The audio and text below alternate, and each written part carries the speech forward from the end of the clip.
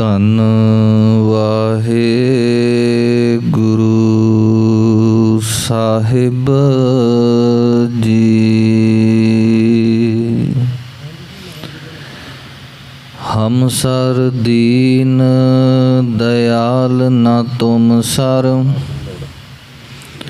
अब पतियार क्या कीजै।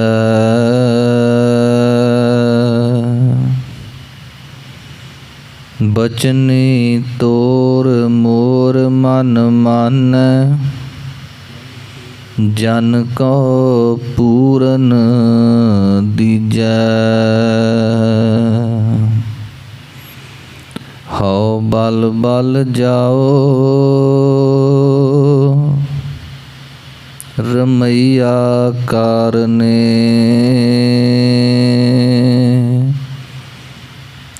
कारण कवन अबोल।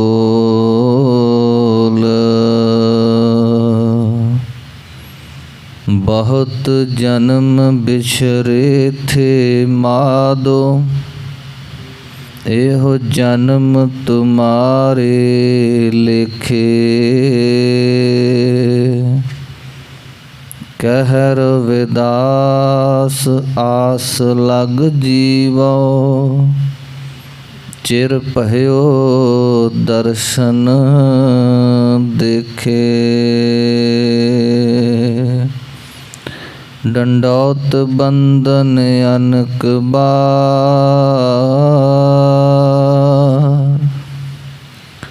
सर्ब कला समरथ।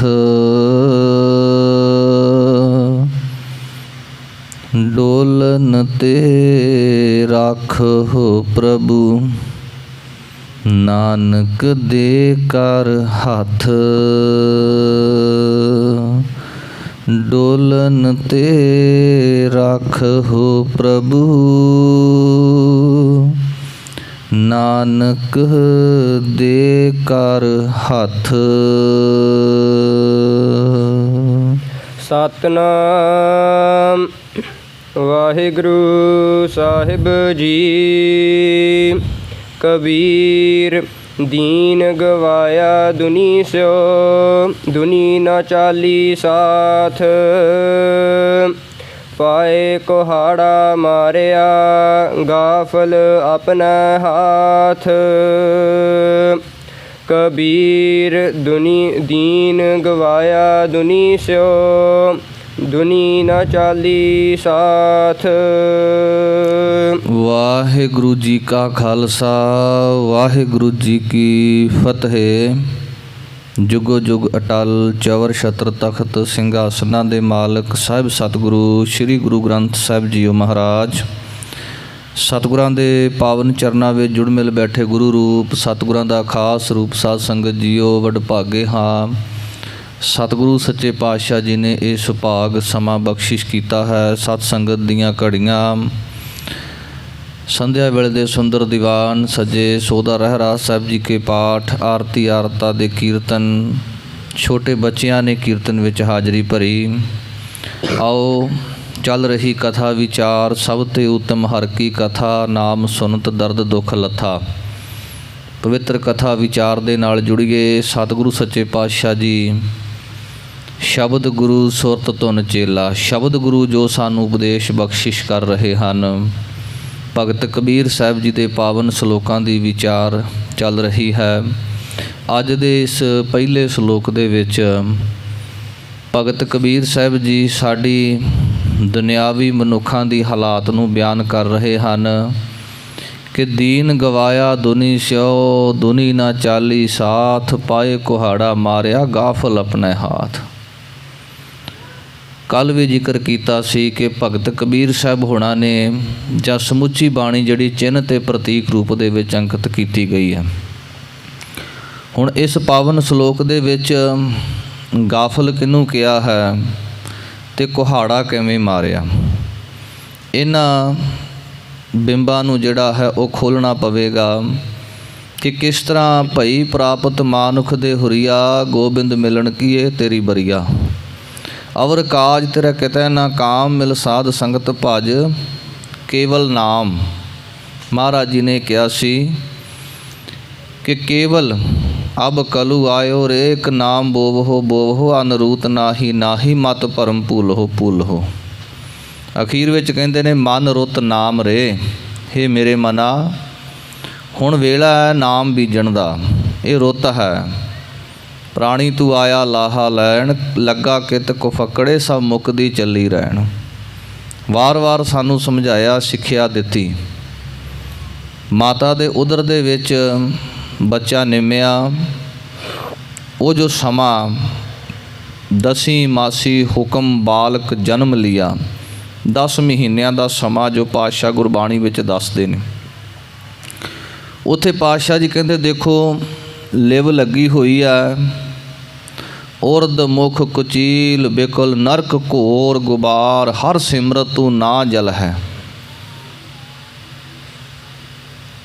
उस जून का जिक्र करदियां होया पंजवें पातशाह जी कहते ने कि उत्थे वाहिगुरू दा सिमरन करदियां, हर सिमरन तू ना जल है। मन तन और धार, मन करके तन करके उस परमात्मा नू अपने हिरदे दे विच वसा, उस रब नू याद कर। हुण जिन्ना समा प्रतपाल माता उधर राखै, लगन देत ना सेक, सोई स्वामी इहाँ राखै बुझ बुद्ध विवेक। ये भी सानू पातशाह ने समझाया। पर हुंदा की है, जिन्ना समा लिव लगी रही, सुरती जुड़ी रही, उन्ना समा इहदी रखिया हुई। रखिया तो वाहिगुरू फिर भी करदा है, खिन खिन पुचार। पर जदों एक अहद लैके संसार ते आया तो तीसरे पातशाह महाराज जी कहते ने लिव छुड़की। उस तो पहला लगी सी जदों माता दे उदर विच सी, जदों जन्म लैके धरती ते आ गया फिर लिव छुड़की लगी तृष्णा। तृष्णा दा अर्थ इत्थे भुख है, भुख लगी। माया अमर वरताया, माया ने जिहड़ा अपना जाल पहला जाल है वो जीव ते पाया बचपन दे विच, बालपन दे विच, हाले कुछ घड़ियां दा है। लिव छुड़की लगी तृष्णा, माया अमर वरताया, ए माया जित हर विसरै, मोह उपजै भाव दूजा लाया। ये माया का पहला रूप सी। भुख लगी, रोना शुरू किया। जदों रोया तो फिर माता ने दुध पियाया। ये तृष्णा की पहली भुख सी। इस तो बाद कहन लगे माया ने जाल पा लिया, एक होर कल होर परसों होर, जिवें जिवें वड्डा हुंदा गया। पहला लोड़ सी, इस करके भुख लगी सी, वो तृष्णा का पहला रूप सी। हौली हौली भुख इन्नी वध गई, पातशाह जी कहते भुखिया भुख ना उतरी। जदों अंदर भुख पै गई तृष्णा दी, होर कई तरह की, तो पातशाह जी कहन लगे फिर धन कमाउण वास्ते मनुख यतन करदा है, तो वो यतन उहदे चंगे भी ने ते उहदे माड़े भी ने। बहु परपंच कर, बड़े तरह के यतन करदा है, धन इकट्ठा करदा है, सुतदारा पह आन लुटावै। मन मेरे भूले कर्म मन मेरे भूले भरम न कीजै, अंत निबेरा तेरे जी पह लीजै। इसे ही शब्द का जिहड़ा व्याख्या विस्तार है वो भगत कबीर साहब कर रहे ने। कहन लगे ओ भाई तेरा साथ किसे ने नहीं देना, ना किसे पुत्र ने, ना धी ने, ना घर वाली ने, ना माता ने, ना पिता ने। जिवें एक चोर नूं फड़िया गया, चोर नूं जदों कुटिया गया, उन्होंने पुछया कि किहदे वास्ते करदा, कहन लगे धीआं पुत्रां वास्ते, घर वाली वास्ते। कहन लगे जाके उन्होंने पुछ के आ, हुण तू फड़िया गया, तेरे वंडे दे वो डंडे खाणगे, कुट खाणगे। वो पुछदा, वो कहन लगे नहीं चोरी तू करदा है, तू ही खावेगा।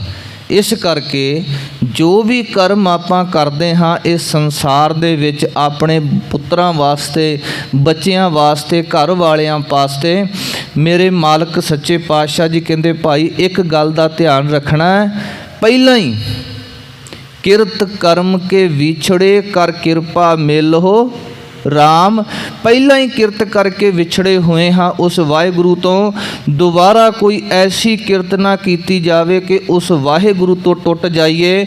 ਇਸ ਕਰਕੇ ਭਗਤ ਕਬੀਰ ਸਾਹਿਬ ਵੀ ਇੱਥੇ ਸਮਝਾਉਂਦੇ ਨੇ ਕਿ ਦੀਨ ਗਵਾਇਆ ਦੁਨੀ ਸਿਉ ਦੁਨੀ ਨਾ ਚਾਲੀ ਸਾਥ। ਇਸ ਪਾਵਨ ਸ਼ਲੋਕ ਦੀ ਵਿਆਖਿਆ ਵਿਸਥਾਰ ਕਰਨਾ ਹੋਵੇ ਤੇ ਆਪਾਂ ਥੋੜ੍ਹੀ ਸੁਸਾਇਟੀ ਦੀ ਗੱਲ ਕਰ ਸਕਦੇ ਹਾਂ, ਸਮਾਜ ਦੀ ਗੱਲ ਕਰ ਸਕਦੇ ਹਾਂ। ਅੱਜ ਸਾਨੂੰ ਇੱਕ ਬਹੁਤ ਵੱਡਾ ਜਿਹੜਾ ਹੈ ਉਹ ਇਸ ਚੀਜ਼ ਨੇ ਮਾਰਿਆ ਹੋਇਆ ਕਿ ਸਮਾਜ ਕੀ ਕਵੇਗਾ, ਲੋਕ ਕੀ ਕਹਿਣਗੇ। ਬਹੁਤਾਤ ਅੰਮ੍ਰਿਤਧਾਰੀ ਸਿੰਘ ਜਿਹੜੇ ਨੇ ਉਹ ਗਾਤਰੇ ਥੱਲੇ ਦੀ ਪਾਉਂਦੇ ਨੇ। ਕਿਉਂ? ਕਿਉਂਕਿ ਉਹਨਾਂ ਨੂੰ ਇਸ ਗੱਲ ਦਾ ਹੈ ਕਿ ਕੋਈ ਇਹ ਨਾ ਕਹਿ ਦੇ ਕਿ ਇਹਨੇ ਅੰਮ੍ਰਿਤ ਛਕਿਆ। ਮਾफ़ ਕਰਨਾ, ਕਈਆਂ ਦਾ ਕੰਮ ਹੁੰਦਾ ਹੈ ਸ਼੍ਰੀ ਸਾਹਿਬ, ਉੱਥੇ ਕਈ ਵਾਰ ਕੰਮ ਦੇ ਵਿੱਚ ਮਜਬੂਰੀ ਹੁੰਦੀ ਹੈ ਥੱਲੇ ਦੀ ਪਾਉਣੀ, ਪਰ ਕਈ ਇਸ ਕਰਕੇ ਵੀ ਕੋਈ ਇਹ ਨਾ ਕਹਿ ਦੇ ਵੀ ਇਹ ਬਾਬਾ ਬਣ ਗਿਆ। ਇਹ ਕੇਵਲ ਇੱਕ ਪੱਖ, ਹੋਰ ਬਹੁਤ ਹੈ। ਤੁਸੀਂ ਪੰਜਾਬ ਵੱਲ ਨਿਗਾਹ ਮਾਰੋ ਥੋੜ੍ਹੀ ਜੀ, ਉੱਥੇ ਕੀ ਹੁੰਦਾ ਹੈ? ਗੁਆਂਢੀ ਨੇ ਸੋਹਣੀ ਕੋਠੀ ਪਾ ਲਈ, ਉਹਦੇ ਕੋਲੇ ਪੈਸੇ ਹੋਣਗੇ ਚਾਰ, ਕੋਈ ਇੱਧਰ ਉੱਧਰ ਨੌਕਰੀ ਲੱਗਾ ਹੋਵੇਗਾ, ਪਰ ਉਹਨੂੰ ਵੇਖ ਕੇ ਆਪ ਵੀ ਪੰਗਾ ਲੈਣਾ। ਉਹਨੇ ਆਪਣੇ ਬੱਚੇ ਦੇ ਵਿਆਹ 'ਤੇ 30-40 ਲੱਖ ਰੁਪਇਆ ਖਰਚਾ ਕਰਤਾ, ਚੰਗਾ ਵਧੀਆ ਪੈਲਸ ਕਰ ਲਿਆ, ਜੇ ਉਹਨੇ ਕਰਤਾ ਤੇ ਮੈਂ ਵੀ ਕਰਨਾ। ਦੁਨੀ ਨਾ ਚਾਲੀ ਸਾਥ। ਜਿਸ ਦੁਨੀਆ ਵਾਸਤੇ ਕਰਦਾ, ਦੁਨੀਆ ਨੂੰ ਸ਼ੋਅ ਆਫ ਹੋ ਰਿਹਾ, ਉਹ ਦੁਨੀਆ ਨੇ ਸਾਥ ਨਹੀਂ ਦੇਣਾ। ਜਦੋਂ ਐਡੇ ਵੱਡੇ ਕਰਜ਼ੇ ਸਿਰ 'ਤੇ ਚੜ੍ਹਾ ਲਏ, ਫਿਰ ਬਾਣੀ ਪੜ੍ਹਨ ਨੂੰ ਜੀ ਨਹੀਂ ਕਰਨਾ, ਸਾਰੀ ਦਿਨ ਰਾਤ ਟੈਨਸ਼ਨ ਉਸੇ ਦੀ ਸਿਰ ਚੜ੍ਹੀ ਰਹੇਗੀ। ਇਸ ਕਰਕੇ ਸਾਦਗੀ ਸਭ ਤੋਂ ਵੱਡਾ ਗਹਿਣਾ ਹੈ। ਇਸ ਸਮਾਜ ਦਾ ਕੇਵਲ ਇੱਕ ਪੱਖ ਲਿਆ ਜੀ, ਮਾफ़ ਕਰਨਾ, ਗੁਰਬਾਣੀ ਤੋਂ ਬਾਹਰ ਜਾ ਕਰਕੇ ਆਪਾਂ। ਭਗਤ ਕਬੀਰ ਸਾਹਿਬ ਜੀ ਕਹਿੰਦੇ, ਦੇਖੋ ਭਾਈ, ਦੀਨ ਗਵਾਇਆ ਦੁਨੀ ਸਿਉ ਦੁਨੀ ਨਾ ਚਾਲੀ ਸਾਥ। ਜਿਸ ਦੁਨੀਆ ਵਾਸਤੇ, ਆਪਣੇ ਧੀਆਂ ਪੁੱਤਰਾਂ ਵਾਸਤੇ, ਘਰ ਵਾਲੀ ਵਾਸਤੇ, ਕੁੱਲ ਕੁਟੁੰਬ ਵਾਸਤੇ ਯਤਨ ਕੀਤੇ, ਚੰਗੇ ਮੰਦੇ ਕਰਮ ਕੀਤੇ, ਉਹਨੇ ਕਿਸੇ ਨੇ ਤੇਰੇ ਸਾਥ ਨਹੀਂ ਜਾਣਾ। ਆਏ ਕੁਹਾੜਾ ਮਾਰਿਆ ਗਾਫਲ ਆਪਣੇ ਹਾਥ। ਤੇ ਇਸ ਗਾਫਲ ਨੇ, ਗਾਫਲ ਭਾਵ ਗਹਿਲਾ, ਗਹਿਲਾ ਦਾ ਅਰਥ ਹੈ ਮੂਰਖ। ਇਸੇ ਤਰ੍ਹਾਂ ਗਾਫਲ ਦਾ ਅਰਥ ਵੀ ਮੂਰਖ ਤੇ ਬੇਸਮਝ ਹੈ ਕਿ ਇਸ ਮੂਰਖ ਨੇ ਆਪਣੇ ਪੈਰਾਂ 'ਤੇ ਕੁਹਾੜਾ ਆਪ ਮਾਰ ਲਿਆ। ਕਿਉਂ? ਕਿਉਂਕਿ ਗੁਰਬਾਣੀ ਸਾਨੂੰ ਵਾਰ-ਵਾਰ ਇਹ ਸਮਝਾਉਂਦੀ ਹੈ ਕਿ ਪ੍ਰਾਣੀ ਤੂੰ ਆਇਆ ਲਾਹਾ ਲੈਣ। ਕੇਵਲ ਤੂੰ ਕਿਹਾ, ਇਹ ਨਹੀਂ ਕਿਹਾ ਕਿ ਤੂੰ ਆਪਣੇ ਪਰਿਵਾਰ ਦੇ ਨਾਲ ਵੀ ਨਹੀਂ। ਇਹ ਕਰ ਕਰੇ ਸੋ ਇਹ ਕਰ ਪਾਏ, ਜੋ ਮੈਂ ਕਰਨਾ ਉਹ ਮੈਨੂੰ ਭੁਗਤਣਾ ਪੈਣਾ। ਜਿਹੜਾ ਜੀ ਕਰੇਗਾ ਉਹਨੂੰ ਭੁਗਤਣਾ ਪਵੇਗਾ, ਉਹਦੇ ਵੰਡੇ ਦਾ ਕਿਸੇ ਹੋਰ ਨੇ ਨਹੀਂ ਭੁਗਤਣਾ। ਇਸ ਕਰਕੇ ਸੱਚੇ ਪਾਤਸ਼ਾਹ ਜੀ ਸਾਨੂੰ ਸਮਝਾਉਂਦੇ ਨੇ, ਭਗਤ ਕਬੀਰ ਸਾਹਿਬ ਵੀ ਸਮਝਾ ਰਹੇ ਨੇ ਕਿ ਭਾਈ ਇਹ ਜੋ ਮਨੁੱਖਾ ਜਨਮ ਪ੍ਰਾਪਤ ਹੋਇਆ ਹੈ ਨਾ, ਇਹ ਲਾਹਾ ਲਿਆ ਜਾਵੇ। ਸਰੰਜਾਮ ਲਾਗ ਭਵਜਲ ਤਰਨ ਕੈ।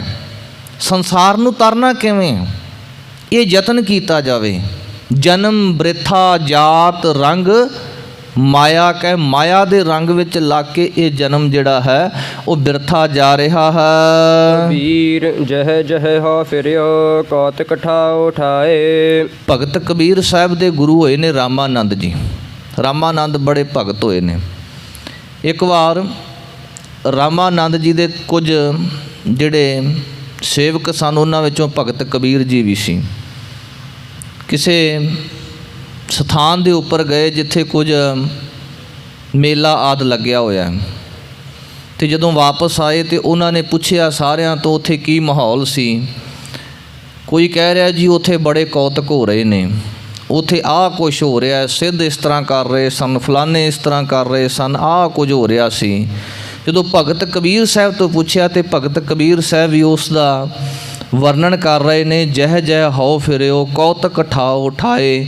ਜਿੱਥੇ ਜਿੱਥੇ ਮੈਂ ਗਿਆ ਉੱਥੇ ਬੜੇ ਵੱਖਰੇ ਵੱਖਰੇ ਤਰ੍ਹਾਂ ਦੇ ਕੌਤਕ ਹੋ ਰਹੇ ਸਨ। ਇੱਕ ਰਾਮ ਸਨੇਹੀ ਬਾਹਰਾ ਊਜਰ ਮੇਰਾ ਭਾਏ। ਪਰ ਜਿਹੜੀ ਅਗਲੀ ਗੱਲ ਭਗਤ ਕਬੀਰ ਸਾਹਿਬ ਨੇ ਕੀਤੀ ਤੇ ਰਾਮਾਨੰਦ ਜੀ ਦਾ ਮਨ ਖੁਸ਼ ਹੋ ਗਿਆ। ਕਬੀਰ ਸਾਹਿਬ ਕਹਿੰਦੇ ਠੀਕ ਹੈ, ਕੌਤਕ ਬੜੇ ਹੋ ਰਹੇ ਸੀ, ਮੈਂ ਦੇਖੇ ਨੇ, ਪਰ ਜਦੋਂ ਮੈਂ ਇੱਕ ਥਾਂ 'ਤੇ ਗਿਆ ਜਿੱਥੇ ਰਾਮ ਦੇ ਭਗਤ, ਪਰਮੇਸ਼ਰ ਦੇ ਭਗਤ ਬੈਠ ਕੇ ਬੰਦਗੀ ਕਰ ਰਹੇ ਸੀ ਨਾ, ਇੱਕ ਰਾਮ ਸਨੇਹੀ ਬਾਹਰਾ, ਉਹਨਾਂ ਤੋਂ ਬਗੈਰ ਬਾਕੀ ਸਾਰਾ ਕੁਝ ਮੈਨੂੰ ਉਜਾੜ ਹੀ ਲੱਗ ਰਿਹਾ ਸੀ, ਕਿਉਂਕਿ ਜਿੱਥੇ ਰੱਬ ਦੇ ਪਿਆਰੇ ਬੰਦਗੀ ਕਰ ਰਹੇ ਸਨ ਮੈਨੂੰ ਤੇ ਉਹ ਥਾਂ ਹੀ ਚੰਗੀ ਲੱਗ ਰਹੀ ਸੀ। ਉਸ ਤੋਂ ਬਗੈਰ ਬਾਕੀ ਸਭ ਕੁਝ ਉਜਾੜ ਹੀ ਪ੍ਰਤੀਤ ਹੋ ਰਿਹਾ ਸੀ। ਜਿੱਥੇ ਨਾਮ ਜਪੀਏ ਪ੍ਰਭ ਪਿਆਰੇ ਸੇ ਅਸਥਲ ਸੋਇਨ ਚੌਬਾਰੇ, ਜਿੱਥੇ ਨਾਮ ਨਾ ਜਪੀਏ ਮੇਰੇ ਗੋਇੰਦਾ ਸਹੀ ਨਗਰ ਉਜਾੜੀ ਜਿਓ, ਉਹ ਤੇ ਮੈਨੂੰ ਉਜਾੜ ਹੀ ਪ੍ਰਤੀਤ ਹੋ ਰਿਹਾ ਸੀ। ਕਬੀਰ ਸੰਤਨ ਕੀ ਚੁੰਗੀਆ ਭਲੀ ਪਾਠਕ ਸਤੀ ਗਾਓ। ਹੁਣ ਫਿਰ ਸੰਤਨ ਕੀ ਝੁੰਗੀਆਂ ਭਲੀ, ਜਿੱਥੇ ਸੰਤ ਵਸਦੇ ਨੇ ਭਾਵੇਂ ਉਹ ਝੌਂਪੜੀ ਹੋਵੇ ਟੁੱਟੀ ਵੀ ਹੋਵੇ ਪਰ ਉਹ ਭਲੀ ਹੈ। ਦੂਜਾ ਭੱਠ ਕੁਸੱਤੀ ਗਾਓ, ਸਾਕਤਾਂ ਦੇ ਘਰ ਮਹਿਲ ਭਾਵੇਂ ਬਹੁਤ ਤਕੜੇ ਹੋਣ, ਜਿੱਥੇ ਸਤ ਸੰਗਤ ਨਹੀਂ ਹੋ ਰਿਹਾ, ਕੁਸੱਤੀ ਸਤ ਸੰਗਤ ਤੋਂ ਬਾਹਰ ਹੀ ਹੈ। ਕਹਿਣ ਲੱਗੇ ਉਹ ਤੇ ਭੱਠ ਨੇ, ਭੂਤ ਵਸੈ ਤਿੰਨ ਮਾਹੇ, ਉਹਨਾਂ ਵਿੱਚ ਤੇ ਭੂਤ ਵਸ ਰਹੇ ਨੇ, ਕਿਉਂਕਿ ਉੱਥੇ ਸਤ ਸੰਗਤ ਨਹੀਂ ਹੋ ਰਹੀ। ਜਿੱਥੇ ਨਾਮ ਨਾ ਜਪੀਐ ਮੇਰੇ ਗੋਇੰਦਾ ਸਹੀ ਨਗਰ ਉਜਾੜੀ ਜਿਓ, ਉਹ ਤੇ ਭੱਠਿਆਂ ਦੇ ਵਾਂਗ ਤਪ ਰਹੇ ਨੇ। ਤਪ ਤਪ ਖਪੈ ਬਹੁਤ ਬੇਕਾਰ, ਉਹ ਤੇ ਬੇਕਾਰ ਹੋਏ ਨੇ। ਜੈ ਤਨ ਬਾਣੀ ਵਿਸਰ ਜਾਏ ਜਿਉਂ ਪੱਕਾ ਰੋਗੀ ਵਿਲ ਲਾਏ, ਐਸੀ ਹਾਲਾਤ ਉਹਨਾਂ ਦੀ ਬਣ ਚੁੱਕੀ ਹੈ। ਕਹਿਣ ਲੱਗੇ ਜਿੱਥੇ ਸੰਤ ਜਨ ਨੇ, ਜਿੱਥੇ ਵਾਹਿਗੁਰੂ ਜੀ ਦੀ ਬਾਣੀ ਪੜ੍ਹੀ ਜਾ ਰਹੀ ਹੈ, ਜਿੱਥੇ ਰੱਬ ਦੀ ਬੰਦਗੀ ਹੋ ਰਹੀ ਹੈ, ਉਹ ਝੁੱਗੀਆਂ ਵੀ ਭਲੀਆਂ ਨੇ। ਬਸਤਾ ਟੂਟੀ ਝੁੰਪੜੀ ਚੀਰ ਸਭ ਛਿੰਨਾ, ਜਾਤ ਨਾ ਪਾਤ ਨਾ ਆਦਰੋ ਉਦਿਆਨ ਪਰਮਿੰਨਾ, ਮਿੱਤਰ ਨਾ ਇਠ ਧਨ ਰੂਪਹੀਣ ਕਿਛ ਸਾਕ ਨਾ ਸਿੰਨਾ, ਰਾਜਾ ਸਕਲੀ ਸ੍ਰਿਸ਼ਟ ਕਾ ਹਰ ਨਾਮ ਮਨ ਭਿੰਨਾ।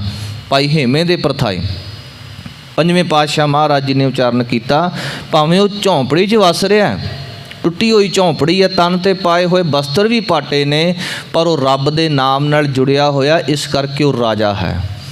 ਕਹਿਣ ਲੱਗੇ ਦੂਸਰਾ ਅਰਥ, ਸੰਤ ਜਿਹੜੇ ਵਾਹਿਗੁਰੂ ਦਾ ਨਾਮ ਜਪਦੇ ਨੇ ਉਹਨਾਂ ਦੇ ਸਰੀਰ, ਝੁੱਗੀਆਂ ਦਾ ਅਰਥ ਲਿਆ ਗਿਆ ਨਿਮਰਤਾ, ਉਹਨਾਂ ਦੇ ਅੰਦਰ ਨਿਮਰਤਾ, ਉਹਨਾਂ ਦੇ ਅੰਦਰ ਸਬਰ ਸੰਤੋਖ ਹੈ, ਇਸ ਕਰਕੇ ਉਹ ਚੰਗੇ ਨੇ।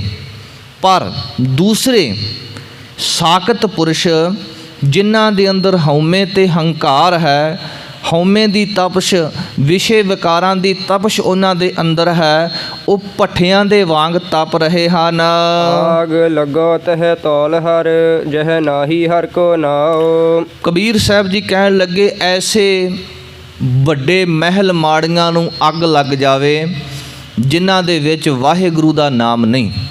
ਦੂਸਰਾ ਅਰਥ, ਐਸੇ ਸਰੀਰ ਭਾਵੇਂ ਉਹ ਵੇਖਣ ਨੂੰ ਬੜੇ ਸੋਹਣੇ ਪ੍ਰਤੀਤ ਹੋ ਰਹੇ ਨੇ, ਚੰਗੇ ਜਵਾਨ ਨੇ, ਪਰ ਜੇ ਉਹਨਾਂ ਦੇ ਅੰਦਰ ਵਾਹਿਗੁਰੂ ਦਾ ਨਾਮ ਨਹੀਂ ਵਸਿਆ, ਕਹਿਣ ਲੱਗੇ ਐਸੇ ਸਰੀਰ ਨੂੰ ਅੱਗ ਲੱਗ ਜਾਵੇ ਜਿੱਥੇ ਵਾਹਿਗੁਰੂ ਦਾ ਨਾਮ ਨਹੀਂ ਹੈ। ਕਬੀਰ ਸੰਤ ਮੂਏ ਕਿਆ ਰੋਈਐ ਜੋ ਆਪਣੇ ਗ੍ਰਹਿ ਜਾਏ। ਸੰਤ ਸਾਧੂ ਮਹਾਤਮਾ ਜੋ ਪ੍ਰਯੋਜਨ ਦੇ ਨਾਲ, ਕਿਸੇ ਖਾਸ ਮਕਸਦ ਦੇ ਨਾਲ ਇਸ ਧਰਤੀ ਦੇ ਉੱਪਰ ਆਉਂਦੇ ਨੇ, ਕਿਉਂਕਿ ਉਹ ਆਪ ਜਪੈ ਅਵਰ ਹੈ ਨਾਮ ਜਪਾਵੈ, ਹੋਰ ਮੰਨੈ ਤਰੈ ਤਾਰੇ ਗੁਰਸਿੱਖ, ਪਤਾ ਹੀ ਨਹੀਂ ਕਿੰਨਿਆਂ ਕੁ ਨੂੰ ਉਹ ਨਾਲ ਆਪਣੇ ਇਸ ਭੌਜਲ ਤੋਂ ਪਾਰ ਕਰ ਜਾਂਦੇ ਹਨ। ਉਹ ਇਸ ਸੰਸਾਰ ਦੇ ਉੱਪਰ ਪਰਉਪਕਾਰ ਕਰਨ ਵਾਸਤੇ ਆਉਂਦੇ ਹਨ, ਇਸੇ ਲਈ ਆਪਣਾ ਸਰੀਰ ਧਾਰਨ ਕਰਦੇ ਨੇ। ਕਬੀਰ ਸਾਹਿਬ ਜੀ ਕਹਿਣ ਲੱਗੇ ਉਹਨਾਂ ਦੇ ਇਸ ਸੰਸਾਰ ਤੋਂ ਚਲੇ ਜਾਣ ਤੋਂ ਬਾਅਦ ਰੋਣਾ ਪਿੱਟਣਾ ਨਹੀਂ ਕਰਨਾ ਚਾਹੀਦਾ। ਕਿਉਂ? ਕਿਉਂਕਿ ਉਹ ਤੇ ਆਪਣੇ ਘਰ ਜਾ ਰਹੇ ਨੇ। ਉਹਨਾਂ ਨੇ ਆਪਣੇ ਸਰੀਰ ਨੂੰ ਸਾਧਿਆ, ਆਪਣੇ ਤਨ ਨੂੰ ਸਾਧਿਆ, ਆਪਣੇ ਮਨ ਨੂੰ ਸਾਧਿਆ, ਤੇ ਆਪਣਾ ਜੋ ਕਾਰਜ ਵਾਹਿਗੁਰੂ ਵੱਲੋਂ ਹੁਕਮ ਨੂੰ ਮੰਨਦਿਆਂ ਹੋਇਆਂ ਆਪ ਵਾਹਿਗੁਰੂ ਦਾ ਨਾਮ ਜਪਿਆ ਤੇ ਹੋਰਾਂ ਨੂੰ ਵਾਹਿਗੁਰੂ ਦੇ ਨਾਮ ਸੱਚੇ ਰਸਤੇ ਜੋੜਿਆ, ਉਹ ਤੇ ਆਪਣੇ ਘਰ ਗਏ ਨੇ। ਉਹਨਾਂ ਦੇ ਜਾਣ ਤੋਂ ਪਿੱਛੋਂ ਰੋਣਾ ਨਹੀਂ ਚਾਹੀਦਾ। ਉਹ ਸਾਕਤ ਬਾਪਰੇ ਜੋ ਹਟ ਹਾਟ ਬਿਕਾਏ। ਜੇ ਰੋਣਾ ਹੈ ਤੇ ਉਹਨਾਂ ਸਾਕਤ ਪੁਰਸ਼ਾਂ ਨੂੰ ਰੋ ਜਿਹੜੇ ਇਸ ਮਨੁੱਖਾ ਜਨਮ ਦੇ ਵਿੱਚ ਵੀ ਭਟਕਦੇ ਹੀ ਰਹੇ, ਕਦੀ ਇੱਧਰ ਕਦੀ ਉੱਧਰ। ਕਹਿਣ ਲੱਗੇ ਮਰਨ ਤੋਂ ਬਾਅਦ ਵੀ ਹੱਟ ਹੈ, ਹਾਟ ਵਿਕਾਏ। ਹੁਣ ਕਦੇ 1 ਜੂਨ ਵਿੱਚ, ਕਦੇ ਦੂਜੀ ਜੂਨ ਵਿੱਚ, ਇਉਂ 84 ਲੱਖ ਦਾ ਜਿਹੜਾ ਗੇੜ ਹੈ ਉਹਨਾਂ ਸਾਕਤਾਂ ਨੂੰ ਪਵੇਗਾ, ਉਹਨਾਂ ਮਨਮੁਖਾਂ ਨੂੰ ਪਵੇਗਾ ਜੋ ਵਾਹਿਗੁਰੂ ਦੇ ਨਾਮ ਤੋਂ ਦੂਰ ਨੇ। ਜੇ ਰੋਣਾ ਹੈ ਤੇ ਉਹਨਾਂ ਨੂੰ ਰੋਵੋ, ਮਨਮੁਖਾਂ ਨੂੰ ਰੋਵੋ, ਸੰਤਾਂ ਨੂੰ ਨਾ ਰੋ। ਕਬੀਰ ਸਾਕਤ ਐਸਾ ਹੈ ਜੈਸੀ ਲਸਣ ਕੀ ਖਾਨ। ਸਾਕਤ ਮਨਮੁਖ, ਕਹਿਣ ਲੱਗੇ ਮਨਮੁਖ ਐਸਾ ਹੈ ਜਿਸ ਤਰ੍ਹਾਂ ਲਸਣ ਆਪਾਂ ਘਰਾਂ ਵਿੱਚ ਵਰਤਦੇ ਹਾਂ, ਲਸਣ ਦੀ ਇੱਕ ਗੰਢੀ ਹੈ। ਕਹਿਣ ਲੱਗੇ ਲਸਣ ਨੂੰ ਜਿਵੇਂ ਆਪਾਂ ਖਾ ਲੈਂਦੇ ਹਾਂ, ਲਸਣ ਖਾ ਕੇ ਮਨੁੱਖ ਕਿਸੇ ਸਭਾ ਦੇ ਵਿੱਚ ਚਲਿਆ ਜਾਵੇ। ਭਾਈ ਗੁਰਦਾਸ ਜੀ ਨੇ ਆਪਣੇ ਕਵਿਤ ਸਵਈਆਂ ਦੇ ਵਿੱਚ ਬੜਾ ਸੁੰਦਰ ਜ਼ਿਕਰ ਕੀਤਾ। ਕਹਿਣ ਲੱਗੇ ਲਸਣ ਖਾ ਕੇ ਕੋਈ ਮੌਨ ਸਭਾ ਦੇ ਵਿੱਚ ਚਲਿਆ ਜਾਵੇ, ਜਿੱਥੇ ਕਿਸੇ ਨੇ ਬੋਲਣਾ ਤੱਕ ਨਹੀਂ, ਪਰ ਲਸਣ ਖਾਧੀ ਹੋਏ ਦੀ ਬਦਬੂ ਉੱਥੇ ਆ ਜਾਵੇਗੀ। ਇਸੇ ਤਰ੍ਹਾਂ ਭਗਤ ਕਬੀਰ ਸਾਹਿਬ ਕਹਿਣ ਲੱਗੇ ਮਨਮੁਖ ਸਾਕਤ ਪੁਰਸ਼ ਐਸਾ ਹੈ ਜਿਵੇਂ ਲਸਣ ਦੀ ਉਹ ਪੋਥੀ, ਲਸਣ ਦੀ ਉਹ ਗੰਢੀ ਹੈ, ਉਹਨੂੰ ਖਾਣ ਤੋਂ ਬਾਅਦ ਉਹਦੀ ਬਦਬੂ ਆਉਂਦੀ ਹੈ। ਇਸੇ ਤਰ੍ਹਾਂ ਸਾਕਤ ਪੁਰਸ਼ ਜਿੰਨਾ ਮਰਜ਼ੀ ਸੱਚਾ ਬਣਨ ਦੀ ਕੋਸ਼ਿਸ਼ ਕਰ ਜਾਵੇ, ਜਿੰਨਾ ਮਰਜ਼ੀ ਉਹ ਗੁਰਮੁਖ ਬਣਨ ਦੀ ਕੋਸ਼ਿਸ਼ ਕਰ ਜਾਵੇ, ਉਹਦੇ ਅੰਦਰੋਂ ਜਿਹੜੇ ਸਾਕਤ ਪੁਣੇ ਵਾਲੇ ਜਿਹੜੇ ਔਗੁਣਾਂ ਦੇ ਨਾਲ ਭਰਪੂਰ ਹੋਏ ਪਏ ਨੇ, ਉਹ ਇੱਕ ਦਿਨ ਪ੍ਰਗਟ ਜ਼ਰੂਰ ਹੁੰਦੇ ਨੇ।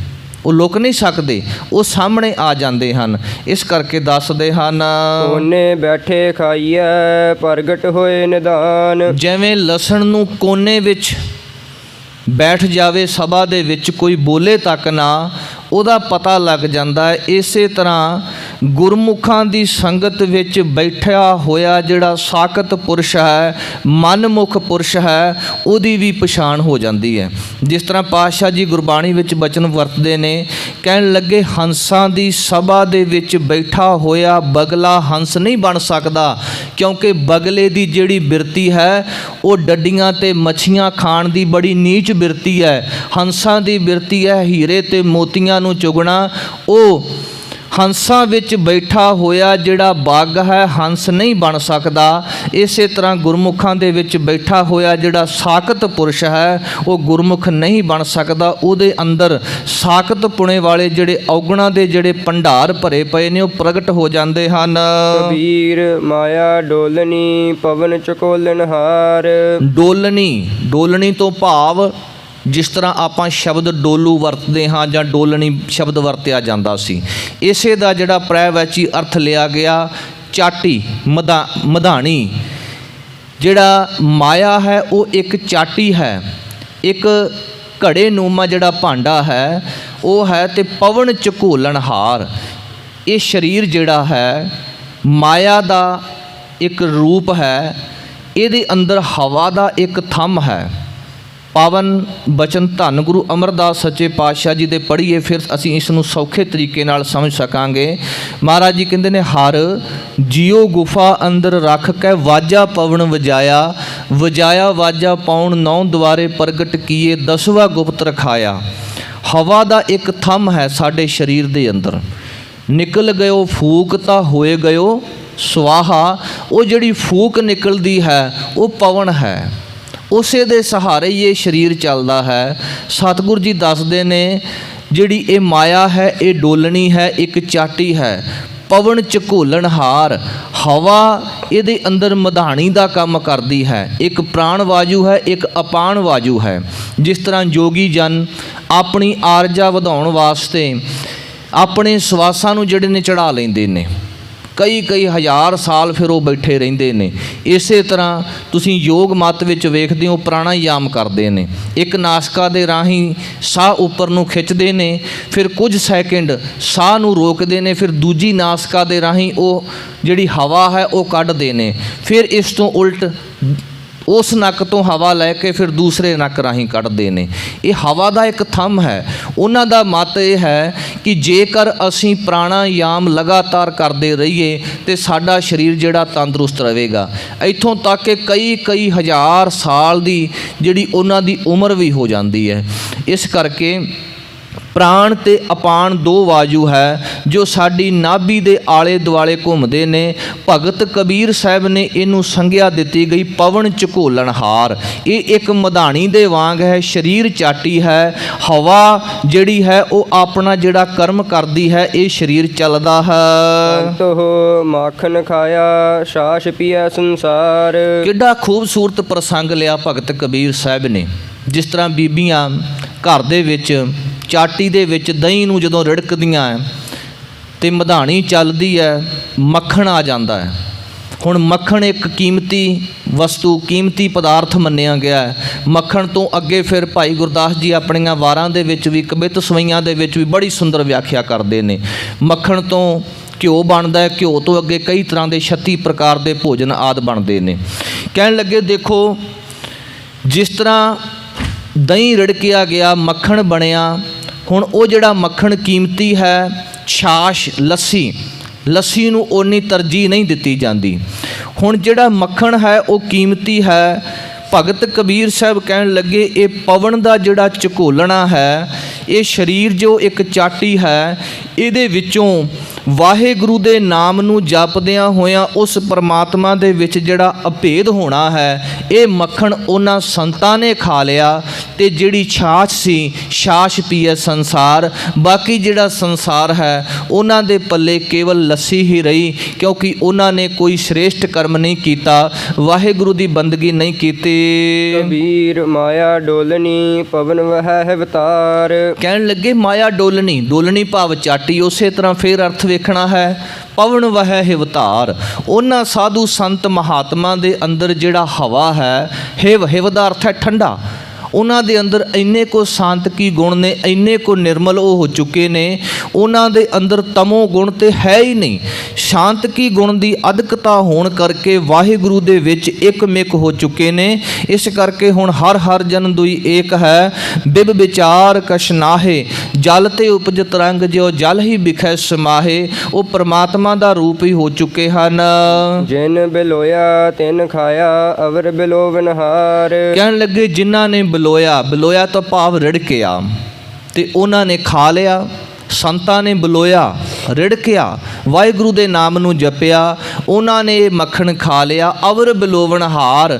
ਤੇ ਉਹ ਹੋਰਨਾਂ ਨੂੰ ਵੀ ਉਪਦੇਸ਼ ਕਰਦੇ ਨੇ ਕਿ ਭਾਈ ਇਉਂ ਪਰਮਾਤਮਾ ਦੇ ਨਾਮ ਨੂੰ ਜਪਿਆ, ਇਉਂ ਵਾਹਿਗੁਰੂ ਦੇ ਨਾਮ ਨੂੰ ਜਪਿਆ ਜਿਹੜੀ ਗਤ ਹੁੰਦੀ ਹੈ। ਦੂਸਰਾ ਅਰਥ ਕੀਤਾ ਅਵਰ ਝਕੋਲਣਹਾਰ। ਕਹਿਣ ਲੱਗੇ ਜਿਹੜੇ ਸ਼੍ਰੇਸ਼ਟ ਪੁਰਸ਼ ਨੇ, ਸੰਤ ਜਨ ਨੇ, ਉਹਨਾਂ ਨੇ ਤੇ ਝਕੋਲਿਆ, ਰਿੜਕਿਆ, ਵਾਹਿਗੁਰੂ ਦੇ ਨਾਮ ਨੂੰ ਜਪਿਆ, ਜਪ ਤਪ ਕੀਤਾ।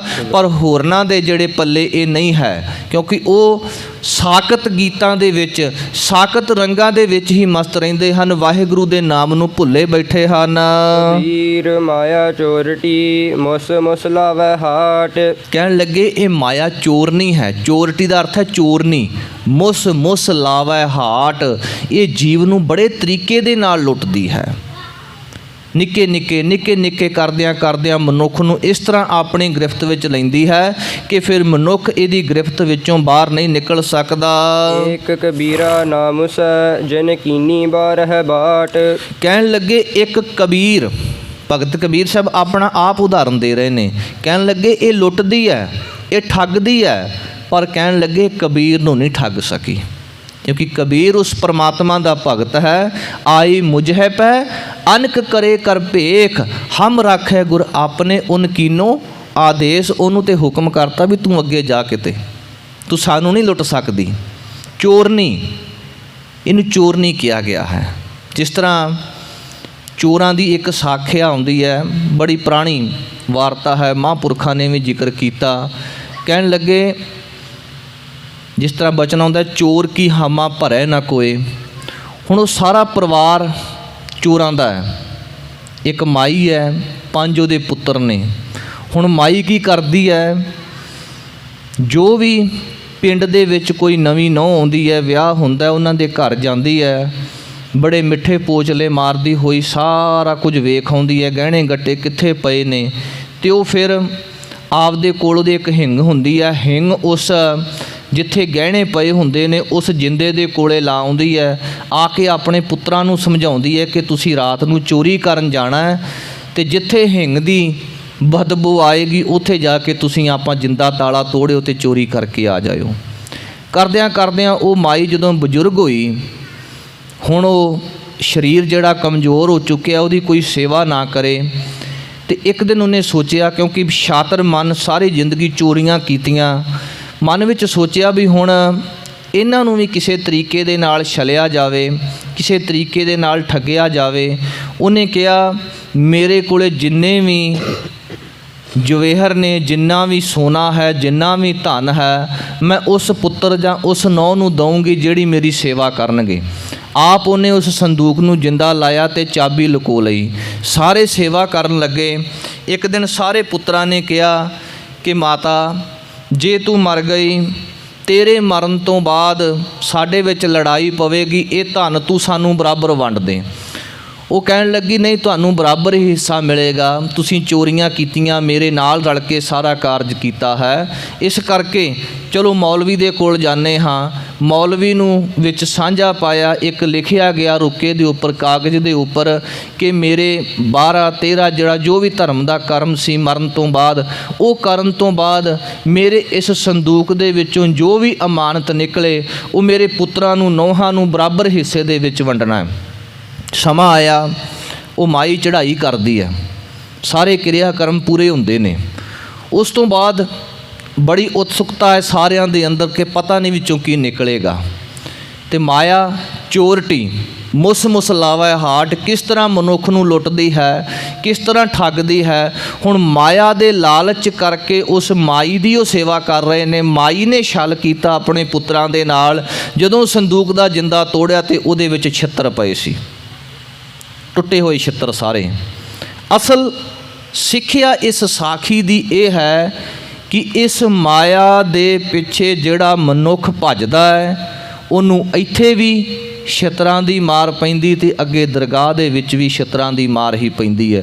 ਬੜਾ ਸੋਹਣਾ ਦਾ ਦ੍ਰਿਸ਼ਟਾਂਤ ਵੀ ਮਹਾਂਪੁਰਖਾਂ ਨੇ ਇਹਦਾ ਇਹੋ ਹੀ ਲਿਆ ਕਿ ਅਖੀਰ ਜਿਹੜਾ ਹੈ ਸਾਕਤ ਪੁਰਸ਼ ਦੇ ਨਾਲ, ਮਨਮੁਖ ਪੁਰਸ਼ ਦੇ ਨਾਲ ਜੋ ਮਾਇਆ ਕਰਕੇ ਭੱਜਦਾ ਫਿਰਦਾ ਹੈ, ਉਹਦੀ ਹਾਲਾਤ ਇਹੋ ਹੀ ਹੋਣੀ ਹੈ ਕਿ ਪਾਪੀ ਕਰਮ ਕਮਾਵੰਦੇ ਕਰਦੇ ਹਾਏ ਹਾਏ, ਨਾਨਕ ਜਿਉ ਮਥਨ ਮਧਾਣੀਆਂ ਤਿਉ ਮਥੇ ਧਰਮ ਰਾਏ। ਕਬੀਰ ਸੂਖ ਨ ਇਹ ਜੁਗ ਕਰਹਿ ਜੋ ਬਹੁਤੇ ਮੀਤ। ਕਹਿਣ ਲੱਗੇ ਸੂਖ ਨਾ ਇਹ ਜੁਗ ਕਰਹਿ ਜੋ ਬਹੁਤੇ ਮੀਤ। ਕਹਿਣ ਲੱਗੇ ਜੇਕਰ ਬੰਦਾ ਇਹ ਸੋਚੇ ਕਿ ਮੇਰੇ ਬਹੁਤ ਜ਼ਿਆਦਾ ਮਿੱਤਰ ਬੇਲੀ ਹੋਣ ਤੇ ਫਿਰ ਮੈਨੂੰ ਸੁੱਖ ਦੀ ਪ੍ਰਾਪਤੀ ਹੋਵੇਗੀ, ਭਗਤ ਕਬੀਰ ਸਾਹਿਬ ਕਹਿਣ ਲੱਗੇ ਨਹੀਂ ਹੋ ਸਕਦੀ। ਧੰਨ ਗੁਰੂ ਨਾਨਕ ਸਾਹਿਬ ਸੱਚੇ ਪਾਤਸ਼ਾਹ ਮਹਾਰਾਜ ਜੀ ਜਪਜੀ ਸਾਹਿਬ ਵਿੱਚ ਸਾਨੂੰ ਸਮਝਾਉਂਦੇ ਨੇ, ਜੇ ਜੁਗ ਚਾਰੇ ਆਰਜਾ ਹੋਰ ਦਸੂਣੀ ਹੋਏ, ਨਵਾਂ ਖੰਡਾ ਵਿੱਚ ਜਾਣੀਐ ਨਾਲ ਚੱਲੈ ਸਭ ਕੋਏ, ਚੰਗਾ ਨਾਉ ਰਖਾਏ ਕੈ ਜਸ ਕੀਰਤ ਜਗ ਲੇ, ਜੇ ਤਿਸ ਨਦਰ ਨਾ ਆਵਈ ਤਾਂ ਬਾਤ ਨਾ ਪੁੱਛੈ। ਕਿ ਜੇ ਉਹ ਵਾਹਿਗੁਰੂ ਦੀ ਨਿਗਾਹ ਵਿੱਚ ਨਾ ਆਇਆ ਤੇ ਕਿਸੇ ਨੇ ਗੱਲ ਨਹੀਂ ਪੁੱਛਣੀ। ਤੇ ਹੋਣਾ ਕੀ ਹੈ, ਕੀਟਾ ਅੰਦਰ ਕੀਟ ਕਰ ਦੋਸੀ ਦੋਸ ਧਰੇ। ਕੀੜਿਆਂ ਦੇ ਵਿੱਚ ਕੀੜਾ ਬਣਾ ਕਰਕੇ ਐਸੀਆਂ ਸਜ਼ਾਵਾਂ ਜਿਹੜੀਆਂ ਮਿਲਦੀਆਂ ਨੇ।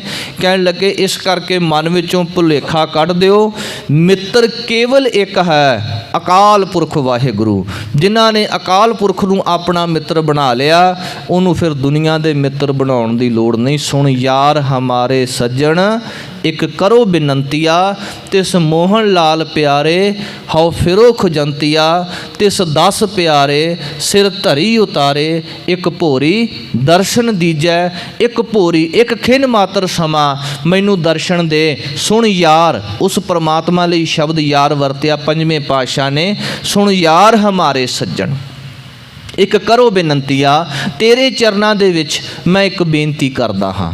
ਇਉਂ ਜਿਨ੍ਹਾਂ ਨੇ ਉਸ ਪਰਮਾਤਮਾ ਨੂੰ ਆਪਣਾ ਮਿੱਤਰ ਬਣਾ ਲਿਆ, ਉਹਨਾਂ ਨੂੰ ਸਾਰੇ ਸੁੱਖ ਮਿਲਦੇ ਹਨ। ਪਰ ਜੇ ਪਰਮਾਤਮਾ ਨੂੰ ਭੁੱਲ ਕੇ ਮਨੁੱਖ ਇਹ ਕਵੇ ਕਿ ਦੁਨੀਆ ਦੇ ਮਿੱਤਰ ਮੇਰੇ ਕੰਮ ਆਉਣਗੇ, ਮਹਾਰਾਜ ਜੀ ਕਹਿਣ ਲੱਗੇ, ਭਗਤ ਕਬੀਰ ਸਾਹਿਬ ਕਹਿਣ ਲੱਗੇ, ਉਹਨਾਂ ਮਿੱਤਰਾਂ ਨੇ ਤੇਰੇ ਕੰਮ ਨਹੀਂ ਆਉਣਾ। ਜੋ ਚਿਤ ਰੱਖ ਹੈ ਏਕ ਸਿਓ ਤੇ ਸੁਖ ਪਾਵਹਿ ਨੀਤ। ਤੇ ਜਿਨ੍ਹਾਂ ਨੇ ਇੱਕ ਦੇ ਨਾਲ ਚਿੱਤ ਜੋੜਿਆ ਹੋਇਆ ਹੈ, ਇੱਕ ਪਰਮਾਤਮਾ ਦੇ ਨਾਲ ਆਪਣੀ ਬਿਰਤੀ ਨੂੰ ਜੋੜਿਆ ਹੋਇਆ ਹੈ, ਉਹ ਹਮੇਸ਼ਾ ਹੀ ਸੁੱਖ ਪਾਉਣਗੇ। ਕਿਉਂਕਿ ਦੂਜਾ ਕਾਹੇ ਸਿਮਰਿਐ ਜੰਮੈ ਤੈ ਮਰ ਜਾਏ। ਦੂਜੇ ਨੂੰ ਕੀ ਸਿਮਰਨਾ, ਕੀ ਯਾਦ ਕਰਨਾ ਜਿਹੜਾ ਜਨਮ ਲੈ ਕੇ ਆਉਂਦਾ ਹੈ, ਮਰ ਕੇ ਚਲਿਆ ਜਾਂਦਾ ਹੈ। ਕੇਵਲ ਇੱਕ ਪਰਮਾਤਮਾ ਦੀ, ਇੱਕ ਅਕਾਲ ਪੁਰਖ ਵਾਹਿਗੁਰੂ ਜੀ ਦੀ ਹੀ ਸਿਫਤ ਸਲਾਹ ਕੀਤੀ ਜਾਵੇ, ਜਿਹਦੇ ਵਿੱਚੋਂ ਸਭ ਕੁਝ ਪ੍ਰਾਪਤ ਹੋਣਾ ਹੈ। ਇੱਥੋਂ ਤੱਕ ਕਥਾ ਵਿਚਾਰ ਕਰਦੇ ਹਾਂ।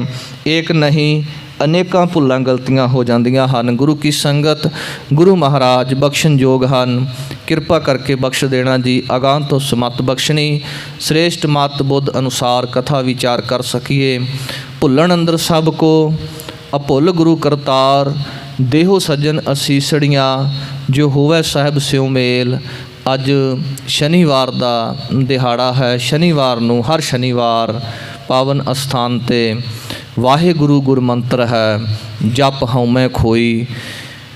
ਪਾਵਨ ਸਿਮਰਨ ਦੀਆਂ ਧੁਨੀਆਂ ਦੇ ਨਾਲ ਆਪਾਂ ਜੁੜਨਾ ਹੈ। ਇਸੇ ਤਰ੍ਹਾਂ ਪਿਆਰ ਵਿੱਚ ਸਾਰੀਆਂ ਸੰਗਤਾਂ ਨੇ ਬੈਠ ਕਰਕੇ ਹਾਜ਼ਰੀਆਂ ਭਰਨੀਆਂ ਬੜੇ ਪਿਆਰ ਦੇ ਨਾਲ।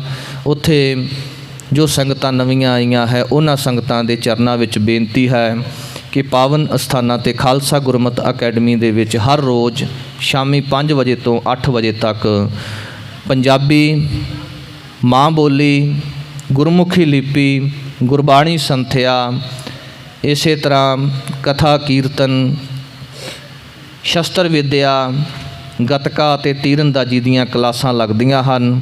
ਆਪਣੇ ਬੱਚਿਆਂ ਨੂੰ ਇਹਨਾਂ ਕਲਾਸਾਂ ਨਾਲ ਜੋੜ ਕਰਕੇ ਗੁਰਸਿੱਖੀ ਜੀਵਨ ਦੇ ਨਾਲ ਜੋੜਨ ਦਾ ਯਤਨ ਕਰੀਏ।